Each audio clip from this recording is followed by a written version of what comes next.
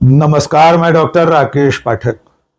दुनिया की सबसे बड़ी खबर ईरान से आ रही है। अमेरिका के हमले में ईरान के सुप्रीम लीडर अयातुल्ला अली खamenei शहीद हो गए हैं। इसके अलावा उनके बाद के दूसरे तीसरे नंबर के फौजी कमांडर भी इस हमले में मारे गए हैं।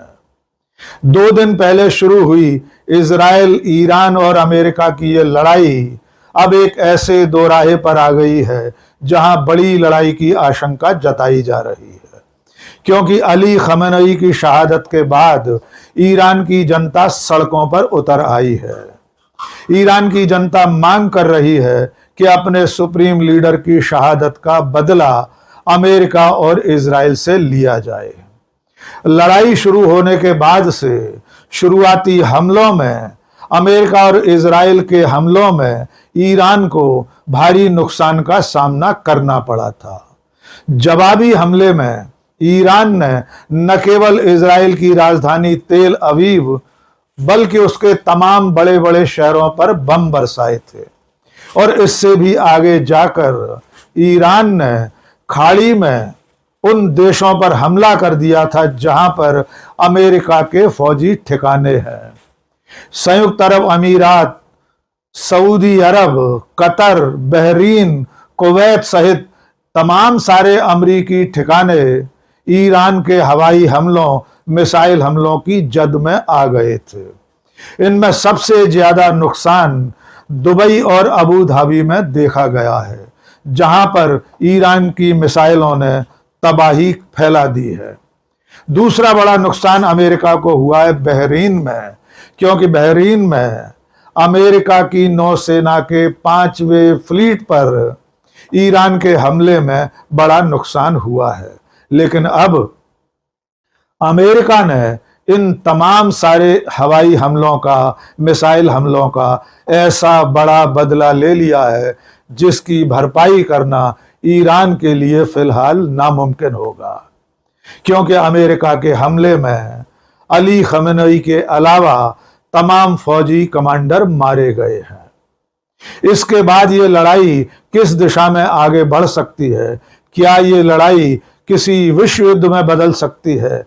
क्या ईरान बदला लेने के लिए इजराइल या अमेरिका के और ठिकानों पर बड़े हमले कर सकता है?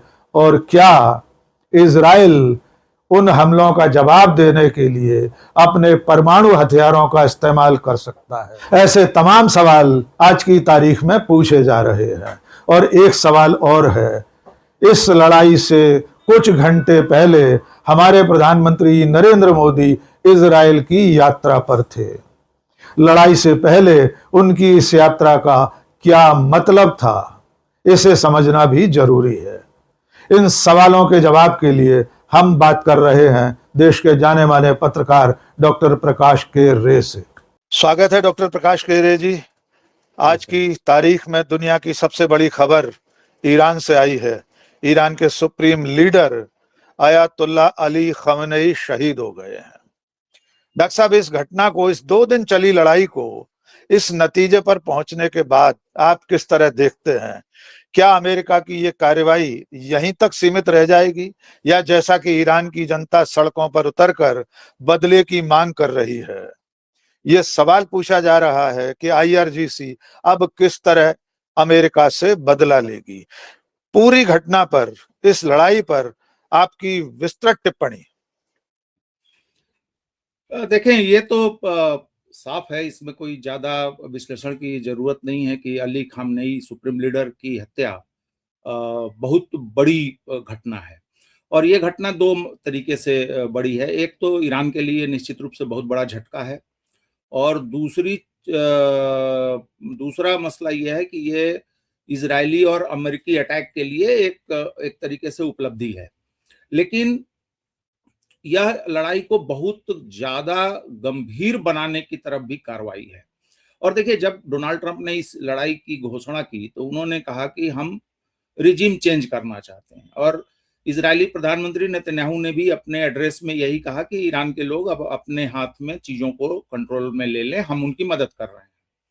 तो इसका मतलब क्या है? इसका मतलब यह है कि लड़ाई का एजेंडा अमेरिका और इजराइल के लिए रिजिम चेंज है, और अगर वो नहीं होता है तो ये उनके लिए उनका अचीवमेंट नहीं माना जाएगा, वो बिल्कुल। चाहे जितनी तबाही बर्बादी कर लें।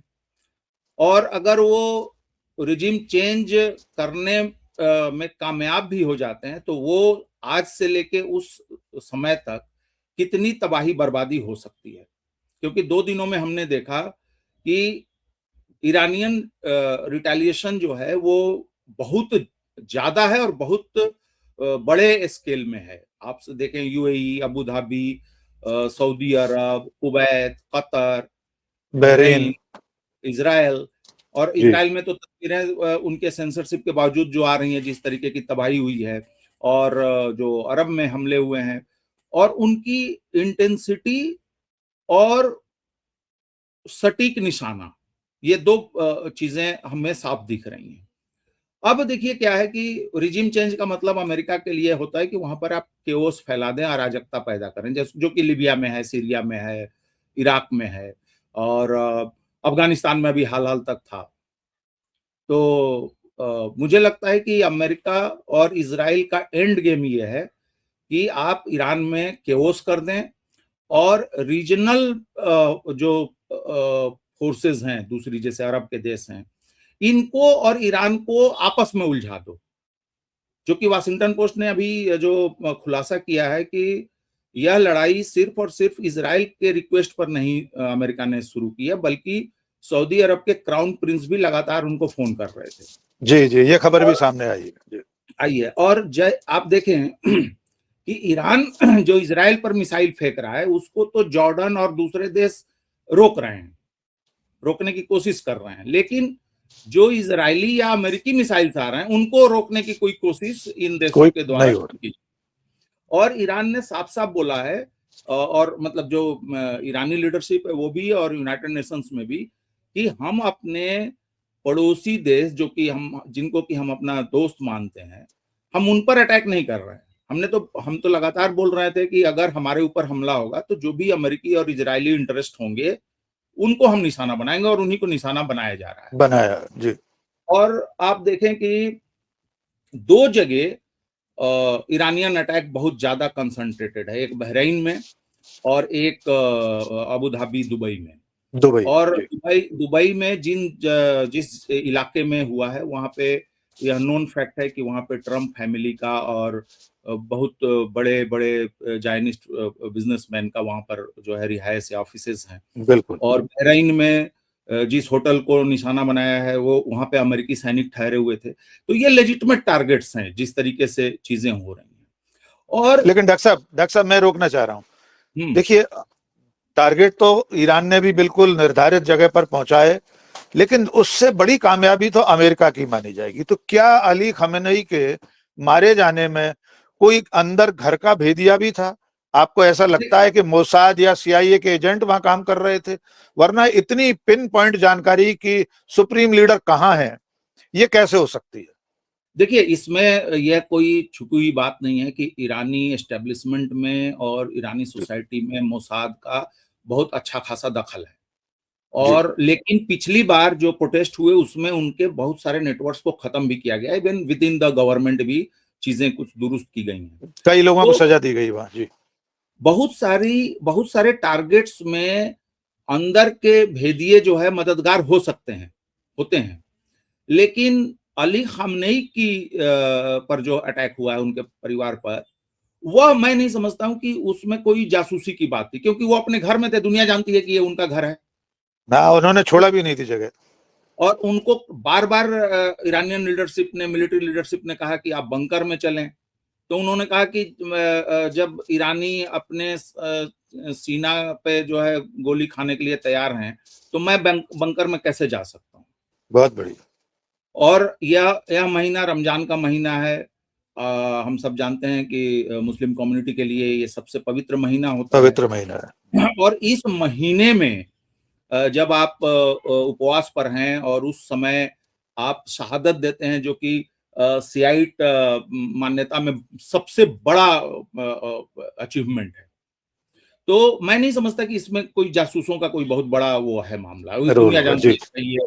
और अगर आप फोटोग्राफ्स वगैरह देखेंगे तो बहुत सारे जो टूरिस्ट हैं वो वहां पे फोटो खिंचाते हैं कि ये सड़क जो है उनके घर की तरफ जा रही घर है, की तरफ जी। उनका काफिला आ रहा है या उनसे कोई मिलने जा रहा है आ रहा, तो वो कोई और वो उस जगह पे दुनिया भर के तमाम डिग्निटरीज जाते रहे हैं और उनसे मिलते रहे हैं।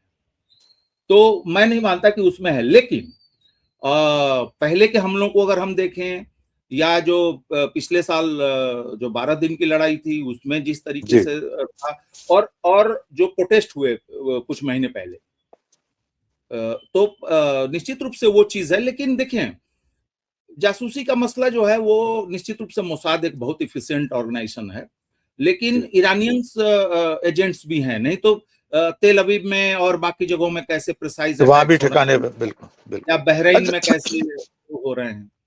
तो जी। वो डॉक्टर साहब, वो युद्ध अब का अब और आपको खेल है, तो एक हिस्सा जी है जी, जासूसी। अब आपको क्या लगता है कि सुप्रीम कमांडर, सुप्रीम लीडर के मारे जाने के बाद निश्चित तौर पर अली खamenei भी जानते थे इस लड़ाई में कुछ भी हो सकता है, तो सेकंड लाइन ऑफ लीडरशिप तैयार रखी गई होगी पहले से। अब किसके हाथ में कमान आ सकती है और क्या ये लड़ाई लंबी चल सकती है, या आज के बाद ये मान लिया जाए अब खamenei नहीं रहे तो ईरान नहीं लड़ पाएगा? देखिए, कुछ सॉलिड रिपोर्ट्स की माने हम तो जी बहुत पहले अली खamenei ने अपने मतलब सुप्रीम लीडर के सक्सेसर के लिए 3 नाम उन्होंने सजेस्ट किए हैं, जी। लेकिन कोई नहीं जानता कि वो 3 नाम कौन से हैं। कौन है? और अपने बाकी जो जो उनके दूसरे काम हैं एज ए सुप्रीम लीडर, उसके लिए उन्होंने 4 लोगों को का नाम दिया हुआ है। और उन्होंने तमाम चेन ऑफ कमांड को बोला है कि सब कोई अपना 4-4 सक्सेसर जो है वो तय करके बना के रखे। रखा।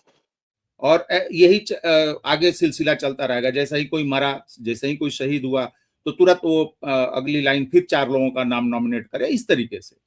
तो मैं समझता हूँ कि एक तो इसकी तैयारी थी, जो कि युद्ध की तैयारी में भी दिख रही है कि उनके पास बिल्कुल 8 महीने का समय था। और फिलहाल तो अभी जो खबरें आ रही हैं और जिस तरीके से इंडिकेशंस भी हैं ईरानियन लीडरशिप से, कि अभी वो लोग फुल फ्लेज्ड सुप्रीम लीडर की नियुक्ति नहीं करेंगे, क्योंकि 40 दिन की का शोक भी हाँ और वो बिल्कुल भी है। उसमें। और वो एक लेकिन लंबा लेकिन लड़ाई चलती रहेगी, लड़ाई चलती रहेगी। लड़ाई चलती ही नहीं रहेगी। जैसा आपने भी बताया कि लोग सड़कों पे उतर के बदले की डिमांड कर रहे हैं। मांग कर रहे हैं। और उनके सियाइट अंडरस्टैंडिंग में ये भी है कि अगर और खुद खamenei के स्पीचेस हैं कि हमारे सामने जो शांति से है हम उसके साथ शांति से हैं, अगर वो हमारे साथ बिल्कुल युद्ध के साथ है तो हम युद्ध के साथ हैं। और देखिए, यहाँ पर सवाल ये नहीं है कि युद्ध जारी रहेगा कि नहीं रहेगा, सवाल ये है कि इजराइल के लिए और ईरान के लिए, दोनों के लिए एग्जिस्टेंशियल मसला है, अस्तित्व का बिल्कुल। संकट है यहाँ। और जब अमेरिका ने कह दिया या इजराइल ने कह दिया कि हमारा एंड गोल रेजिम चेंज का है, तो ये जो गवर्नमेंट है, ये इस्लामिक रिवॉल्यूशन जो है, अब उसको उसको अगर वो जरा सा भी अगर ढील देता है या सरेंडर करता है या हार जाता है, तो उसको जाना है। तो जान वो सरेंडर करके कैसे जा सकता है? और अगर मान लीजिए कि किसी तरीके से कोई डिप्लोमेसी करके या कुछ करके अगर ये लड़ाई 1-2 दिन में, 4 दिन में खत्म भी हो जाएगी, या पिछली बार की तरह 12-15 दिन में खत्म भी हो जाए, तो ये लड़ाई फिर तो 6 महीने, 1 साल में फिर लौट के आएगी ना। बिल्कुल। लेकिन लेकिन क्या अमेरिका रिजिम चेंज करा पाएगा, या ये सारी लड़ाई जिस उद्देश्य से, जिस लक्ष्य से शुरू की गई थी, वो हासिल ही नहीं होगा अमेरिका को? क्या अफगानिस्तान बन जाएगा ईरान? देखें, इनको इनको उम्मीद यही है। और एक तरीके से ईरान के लिए अच्छा हुआ कि पिछले 2 महीने पहले के जो प्रोटेस्ट हुए, जी तो उसमें उन्होंने मोसाद और बाकी जो भी स्टारलिंक और हथियार और ड्रोन और सारी चीजें थी या गिरोह बने हुए थे, तो उनको इन्होंने पहचान लिया, पकड़ लिया, जेल में डाल दिया, बिल्कुल। सारा कुछ। अब आप सोचें कि अगर वो प्रोटेस्ट नहीं हुए होते और आज ये हमले होते और आज ये सड़क पे बवाल अगर हो जाता, तो रिजिम के लिए बहुत मुश्किल हो जाता। मुश्किल हो लेकिन जाए। अभी ये जो इस्लामिक रिपब्लिक है, वो पूरी तरीके से कंट्रोल में दिख रही है। रिजिम चेंज कि बात स्थिति दो स्थितियों में आ सकती है। एक, जब ईरानियन या तो रिवोल्यूशनरी गार्ड्स, ईरानियन मिलिट्री और जो बसीज है, जो कि पर्सनली लॉयल फोर्स है सुप्रीम लीडर के प्रति, जी, इनके बीच में फूट पड़ जाए और ये तब कुछ हो ग्रुप अलग सकता है। से अलाइन कर जाए अमेरिकन के साथ, इजरायलीज के साथ, कि भाई हमको ये रिजीम नहीं चाहिए, हमको दूसरे तरीके की शासन व्यवस्था चाहिए। जी, अच्छा डॉक्टर साहब। और अगर जी, अमेरिका को अगर करना है तो उसको मिलिट्री उतारनी पड़ेगी, क्योंकि आप मैं उसी पे कंट्रोल आ रहा था। हवाई हमलों से किसी देश को कंट्रोल नहीं किया जा सकता, बिल्कुल ठीक बात है। तो क्या अगले चरण में आपको ऐसा लगता है कि अमेरिका की फौज वहां उतरेगी? और फिर वो जो मेरा सवाल अधूरा रह गया था, अगर वहां फौज पहुंची, जमीनी लड़ाई शुरू हुई, तो क्या ईरान कल का अफगानिस्तान बन सकता है? देखें, अफगानिस्तान से और ईरान की तुलना कई कारणों से नहीं की जा सकती है। जी, एक तो अफगानिस्तान के पास जब अमेरिका गया है तो वो एक रैगटैग फौज है, मतलब ऐसी AK-47 कुछ रॉकेट बिल्कुल। लॉन्चर्स हैं और गुरिल्ला लड़ाई है मोस्टली। और अफगानिस्तान के इलाकों को, टेरेन को आप पहचान सकते हैं, आइडेंटिफाई कर सकते हैं, आप वहां पे बम गिरा सकते हैं। और अमेरिकन्स को या इजरायलियों को तो इस बात से कोई मतलब नहीं रहता कि कैजुअलिटीज कितनी हो रही है, लोग मर रहे किसकी हैं, हो क्या। रही है? तो मैं समझता हूं कि एक तो वो स्थिति ईरान में नहीं है।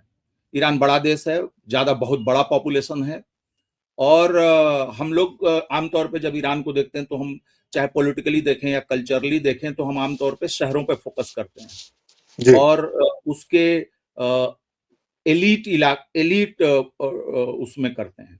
लेकिन बहुत बड़ा तबका जो है, जो लोअर मिडिल क्लास है, वर्किंग पीपल हैं, जो कि सबसे बड़े सपोर्टर हैं इस्लामिक रिवॉल्यूशन के, वो देहात में रहते हैं। वो देहात में है या सबर्ब्स में है या शहरों में है, तो थोड़े गरीब बस्तियों में है। लेकिन मेरा ये कहना है इसमें कि ईरान के पास बहुत बड़ी फौज भी है और ईरानी बिल्कुल, सोसाइटी, मतलब वो सोसाइटी, मेजॉरिटी जो उसकी है वो गवर्नमेंट के साथ है। आप अफगानिस्तान में देख रहे थे कि हजारा हैं, तो और दूसरे अलग अलग हैं, ग्रुप से। ताजिक हैं, पख्तून है, पख्तूनों में भी 12 गुट हैं।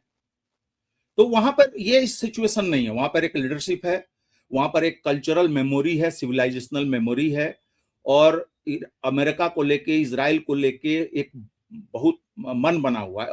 और खामनेई सिर्फ और सिर्फ सुप्रीम लीडर नहीं थे जो ईरान हम जानते हैं। ये तो सब कोई जानता है कि खोमैनी के लीडरशिप में ये पूरा मूवमेंट चला और अल्टीमेटली हम्म। ये रिवॉल्यूशन हुआ। लेकिन उस रिवॉल्यूशन के बाद आज तक का जो ईरान बना है वो तो अली खामनेई का बनाया हुआ ईरान। तो उनका बनाया पहले हुआ। पहले दूसरा, 2 टर्म वैज्ञानिक सोच के आधार पर भी अफगानिस्तान से तो बहुत आगे हैं। बहुत अगर आगे है। और खमेनेई का वो वीडियो देखिए जिसमें वो एक छोटा बच्चा कहता है कि मैं शहीद बनना चाहता हूं, तो खमेनेई उससे कहते हैं कि पहले पढ़ो, वैज्ञानिक बनो, देश के लिए काम करो, फिर जब उम्र हो जाए, बूढ़े हो जाओ, तब मौत के बारे में सोचना। तो ये जो अप्रोच है ये अफगानिस्तान में नहीं थी। डॉक्टर साहब एक बात बताइए, ये पूरी लड़ाई चलती है, पूरा तनातनी जो है वो एटॉमिक सुविधाओं को लेकर है कि ईरान परमाणु बम बना रहा है, उसने बना लिया है, भूमिगत परीक्षण कर लिए हैं। अमेरिका खास तौर से इसी मुद्दे पर घेरता रहा है। अब भी आपको ऐसा लगता है कि ईरान के पास सचमुच में इस तरह की कोई हथियार था जो आरोप अमेरिका लगा रहा है? बिल्कुल वो आरोप बेबुनियाद है, और ये आरोप 30 साल से लगाया जा रहा है कि अगले हफ्ते जी, बना लेगा, 10 दिन में बना लेगा, हाँ, महीने दिन में बना लेगा। और दूसरी सबसे, देखिए, यहाँ पे तो किसी तरीके के इंटरनेशनल रूल या डिप्लोमेसी या अंडरस्टैंडिंग का तो लागू ही नहीं है। कोई जगह ही नहीं है। और ये अली खामनेई हैं जिन्होंने ईरान को अभी तक परमाणु ताकत बनने से रोका हुआ है, फतवा देके बिल्कुल, बिल्कुल सही। कि भाई हम मास डिस्ट्रक्शन के वेपन्स नहीं बनाएंगे, ये इस्लाम नहीं की बनाए। टीचिंग के खिलाफ हैं। तो बजाय इसके कि उस व्यक्ति को इसके लिए सम्मान दिया जाए कि भाई वो नहीं चाहते थे कि इस तरीके के हथियार बने, क्योंकि वो अगर बना लेते तो सऊदी तो अरब आज भी ये कुछ ना, नौबत ही नहीं आती। तो फिर तो सबके पास परमाणु बम हो जाता। और बिल्कुल। आज के डेट में तो जो हिरोशिमा और नागासाकी में जो बम गिराए गए थे, वो बम तो एक फर्स्ट क्लास एमएससी फिजिक्स का स्टूडेंट बना सकता है। बिल्कुल, अब वो तो आज उससे उससे परिष्कृत बम बनाए जा सकते हैं, बन रहे हैं, बने हैं। वो खिलौने लगेंगे, वो तो खिलौने, हिरोशिमा। बिल्कुल और बिल्कुल। मामला यह है कि इनको दिक्कत एक तो इजराइल की बात है। इजराइल अपने आप को बचाने के लिए उसको लग रहा था कि इस इलाके में अब बस ईरान ही बचा है जो हमें वो डिस्टर्ब कर रहा है और कर सकता है। और दूसरा है कि ईरान के पास यूरेनियम एनरिचमेंट को सिर्फ और सिर्फ न्यूक्लियर से नहीं देखा जाना चाहिए। जी, यह भी देखा जाना चाहिए कि इतने सैंक्शंस के बावजूद ईरान साइंस में, दवाइयों के प्रोडक्शन में, हेल्थ रिसर्च में, महिलाओं की बार बार बोला जा रहा है कि महिलाओं का और चादर और बुर्का और फलाने का, लोग ये नहीं जानते कि वहां पे हाई लेवल में और बहुत पढ़ी लिखी महिलाएं और कितने तरीके के काम कर रही हैं, वर्कफोर्स बिल्कुल, में है, साइंटिस्ट हैं और तमाम चीजें हैं। साइंटिस्ट हैं, बिल्कुल। तो ईरान को रोकना इजराइल के लिए और बाकी जो उनके वो तेल बेच के अय्याशी करने वाले जो रजवाड़े हैं पूरे उस खाड़ी के आसपास, इनको एक तरीके का वो भी लगता था। क्योंकि देखिए, ये तो नहीं इजराइल या कोई नहीं कह सकता उनका कि 2500 साल का सिविलाइजेशन है, लेकिन बिल्कुल ईरान का सिविलाइजेशन तो कोई भी हिस्ट्री का बच्चा जान रहा है कि ईरानियन बिल्कुल सिविलाइजेशन। सही बात, तो ये चीजें उनको खटकती थी कि इतनी जैसे चीन खटकता है। बिल्कुल तो ये मेन कारण है। और रिजीम जी, चेंज का मतलब कि केओस कर दो, बंटवारा कर दो, कुछ इलाके में जो है हमारे लोग हो जाएं, कुछ इलाके में ये कुछ दंगा फसाद करते रहें, और ईरान कभी इवॉल्व ही नहीं कर पाए। नहीं हो पाए। डॉक्टर साहब, दो आखिरी सवाल छोटे छोटे, बहुत संक्षेप में। नंबर एक, आमतौर पर यह माना जा रहा था कि ईरान का साथ देने के लिए रूस, चीन या नॉर्थ कोरिया आ सकते हैं। इसका संक्षेप में उत्तर, और अगर वे आते हैं तो क्या ये लड़ाई विश्व युद्ध में बदल सकती है? हम लोग वर्षों से ये स्यापा सुन रहे हैं, तीसरा विश्व युद्ध होने वाला है, यद्यपि हम और आप तो कभी नहीं मानते उसको, लेकिन क्या सचमुच में ये लड़ाई बढ़ सकती है? नंबर दो, बेहद जरूरी सवाल, भारत की भूमिका, हम कहां खड़े हैं? हमारे प्रधानमंत्री जिस दिन इजराइल गए उसके चंद घंटों बाद लड़ाई शुरू हो गई। तो क्या हमारी सरकार ने, हमारे प्रधानमंत्री ने इस बात को भांपने में कोई गलती की है? इसका अनुमान लगाने में कोई भूल हुई है कि इतनी बड़ी लड़ाई होने वाली? हमारे प्रधानमंत्री को नहीं मालूम था? कोई मैं इसका कोई वो दूसरे मार्गदर्शन, कोई एडवाइजरी जारी नहीं की गई? मैं दूसरे सवाल को थोड़ा हाँ, इससे मतलब आइए जी। देखने की कोशिश जी, कर रहा हूं।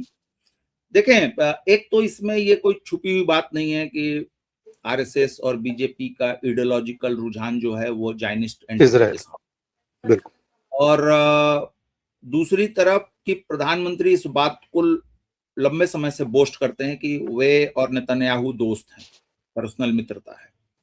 और तीसरी बात है कि कुछ बिजनेस इंटरेस्ट हैं जो दोनों के फायदे में हैं।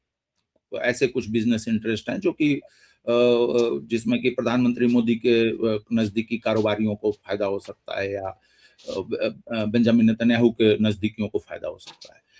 ये चीजें हैं जो निकटता को वो करती हैं। ये जो यात्रा थी, जी, देखिए आज की डेट में अमेरिका को छोड़कर और एक आध यूरोपियन या ऑस्ट्रेलिया वगैरह को जोड़ लें, आज के डेट में वो दुनिया में एक कहें कि पूरी दुनिया लगभग उनसे एक दूरी बना के चल रही है नेतन्याहू को, खासकर बिल्कुल जो 2 साल 2.5 साल गाजा में हुआ उसके बाद। बिल्कुल तो उनको ये मैसेज देना है कि मेरे पास और लोग हैं, भारत जैसा बड़ा देश हमारे साथ है। भारत जैसा बड़ा देश है, और जो कि नजदीक भी है और जिसका मिडिल ईस्ट में एक इंटरेस्ट भी है उसका।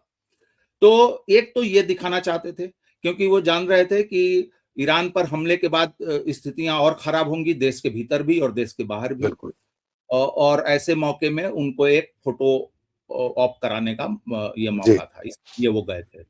और लेकिन जब अगर ये लड़ाई नहीं होती तो वो बात एक डिबेट की बात बन के रह जाती और कुछ देर के बाद बिल्कुल, लोग हाँ भूल। गए तो आ गए, सही बात। लेकिन अब ये लड़ाई हो गई तो अब देखिए अल्टीमेटली ये सवाल ये नहीं होता कि उसका तुरंत रिजल्ट मिलता है। बहुत सारी राजधानियां खासकर ग्लोबल साउथ के देशों में वो देश जो छोटे देश हैं, जो जिनके इमोशनल या जिनके पर्सनल रिश्ते हैं, जिनके बिजनेसेस हैं, वो देख रहे हैं या कल को वो भी देख रहे हैं यार कल को तो हमारी गर्दन पे भी कोई चढ़ जाएगा आके इस तरीके से। बिल्कुल। और कुछ नहीं, नो इंटरनेशनल रूल नथिंग। तो वो लोग ये नोट करेंगे कि एक ऐसे समय में भारतीय प्रधानमंत्री बेंजामिन नेतन्याहू के साथ खड़े थे। बिल्कुल। तो ये और जो बात मैं बार-बार कहता हूं और किसी भी सीनियर डिप्लोमेट से आप इतने लोगों को जानते हैं, आप खुद इस बात की पुष्टि कर सकते हैं कि दुनिया में शायद ही कोई राजधानी है जहां पे भारत को ऑल वेदर फ्रेंड के रूप में देखा जाता है। आज की तारीख में नहीं देखा जाता है। भारत ये माना जाता है कि भाई इनका कुछ भरोसा नहीं है, ये भरोसा बस। हाँ। और एक चीज इसमें और जोड़ना चाहता हूं कि पिछले कुछ वर्षों में भारत ने अंतर्राष्ट्रीय डिप्लोमेसी में जिस तरीके से अपने आप को काटा है, अपने आप को पीछे किया है, या उसमें कोई सकारात्मक कंट्रीब्यूशन नहीं किया है, हस्तक्षेप नहीं किया है, उसकी वजह से अब दूसरे देश भी आपसे उम्मीद नहीं रखते। नहीं रखते। तो ये बड़ा नुकसान है विदेश नीति के मोर्चे पर।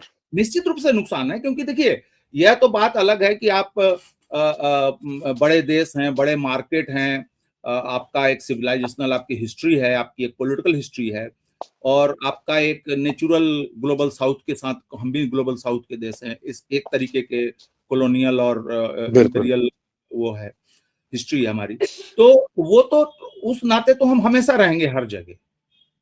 लेकिन डॉक्टर साहब आखिरी सवाल वही, समय हो रहा है। हाँ, दुनिया ये बड़ी लड़ाई की तरफ बढ़ रही है क्या? अब जहां तक बात है, देखें, चाइना का सिर्फ और सिर्फ एक देश के साथ उसका करार है मिलिट्री इंटरवेंशन करने का अगर उसके ऊपर अटैक हुआ है, और वह देश है नॉर्थ कोरिया। बिल्कुल। रूस का करार है बेलारूस से और कुछ सेंट्रल एशियन कंट्रीज के साथ। बिल्कुल। तो इस मामले में डायरेक्ट रूस या चीन का आने का, नॉर्थ कोरिया के आने का कोई मतलब नहीं बनता। लेकिन यह बात लगातार रिपोर्ट्स होती रही हैं पिछले महीनों में कि रूस से और चीन से असलहे या ड्रोन या मिसाइल्स या ईंधन या और दूसरे जो भी जरूरत की चीजें होती हैं। ये भी बात है कि चाइनीज सर्विलांस जो है वो इनको दे रहे हैं, इंटेल सूचनाएं। और ये भी नहीं हमें भूलना चाहिए कि ईरान का खुद भी अपना सैटेलाइट सिस्टम है। ईरान एक सैटेलाइट वाला देश है, तो वो लोग उसको नए डाटा के साथ, नई टेक्निक के साथ वो उसमें चीन मदद कर रहा है। और निश्चित रूप से जब मदद का एक और तरीका होता है जो डिप्लोमेसी, जो हमने कल सिक्योरिटी काउंसिल में देखा और चाइना के बयान में देखा, उन सब चीजों का फर्क पड़ता है। और चाइना जो है वो इनका दोस्त भी है बाकी अरब कंट्रीज का, इजराइल के साथ भी उसका बिजनेस है। तो हो सकता है कि वो दूसरे रास्तों से भी मदद करें, लेकिन डायरेक्ट मिलिट्री इंटरवेंशन की स्थिति तो माने बड़ी लड़ाई ये बदलती नहीं दिख रही। बड़ी लड़ाई सिर्फ और सिर्फ तब हो सकती है कि अगर ईरान बहुत ज्यादा इजराइल को नुकसान पहुंचाने की स्थिति में होता है, तो जो उनका सैमसन डॉक्ट्रिन है इजराइल का कि हम तो डूबेंगे सनम, मत बाकी सबको भी लेके डूबेंगे, तो हो सकता है कि इजराइल परमाणु ऑप्शन की तरफ चला जाए। ये एक जेन्युइन आशंका, फिर बड़ी। बिल्कुल।